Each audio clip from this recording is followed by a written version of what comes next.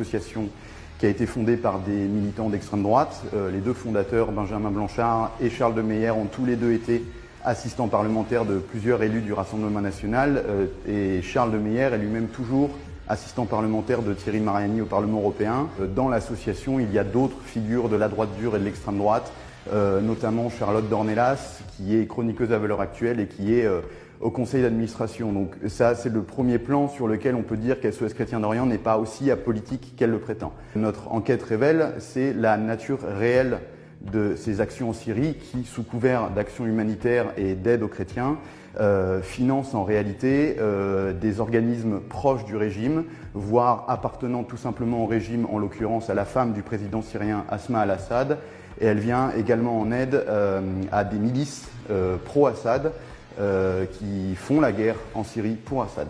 C'est une aide en réalité assez faible, mais qui viole malgré tout tous les principes basiques de l'aide humanitaire, c'est-à-dire qu'on livre dans ces deux villes, avec l'aide de la milice, des fournitures telles que des couvertures ou de la nourriture, également des médicaments. Le problème, c'est que cette aide, elle termine à la fin dans les mains des milices ou des familles de combattants miliciens. On est en train de ravitailler en nourriture et en couverture la défense nationale de Mahardeh, qui subit en fait des assauts répétés de la part d'Al-Nosra depuis quelques semaines en fait déjà.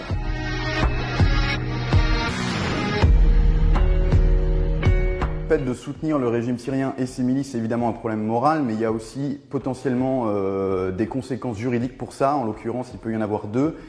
Tout d'abord, il peut y en avoir pour le soutien que SOS Chrétiens d'Orient apporte aux milices, puisque ce sont deux milices, celles de Mardeh et Skelbié, qui sont accusées de crimes de guerre. Or, s'il s'avère que l'aide que SOS Chrétiens d'Orient a apportée à ces milices a permis de commettre, indirectement ou pas, des crimes de guerre, alors sur le papier, SOS Chrétiens d'Orient peut être accusé de complicité de crimes de guerre.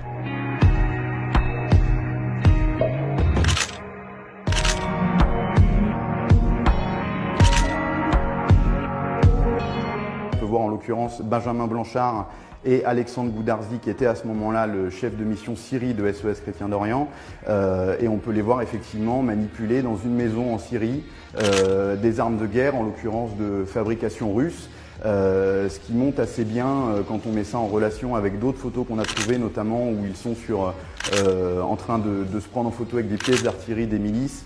Qu'il y a une relation aux armes et à la guerre chez certains membres de SOS Chrétiens d'Orient qui est tout sauf clair pour une organisation humanitaire.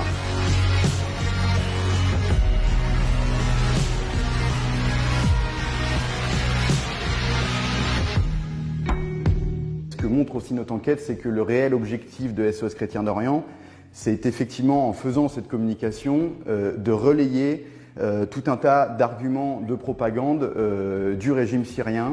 Je pense notamment à la levée des sanctions qui visent Bachar al-Assad. Je pense aussi au rétablissement des relations diplomatiques avec la France qui sont coupées depuis le début de la guerre civile. Et puis tout un tas d'arguments qui sont complotistes ou révisionnistes.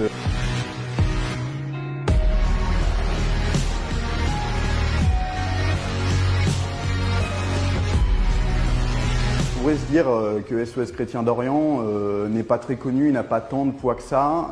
En réalité, quand même, depuis maintenant plusieurs années, c'est une association qui a été en mesure de faire venir plusieurs parlementaires français, plus d'une vingtaine, à la visite de Bachar al-Assad, qui, rappelons-le encore une fois, n'a plus de relation officielle avec la France depuis le début de la guerre civile. Une association qui a eu un soutien, y compris financier, de la part de certains politiques. Je pense à Jean-Frédéric Poisson, je pense à Alain Marceau. Le plus grand des soutiens politiques de SOS Chrétiens d'Orient, il n'est pas en France, il est au Parlement européen.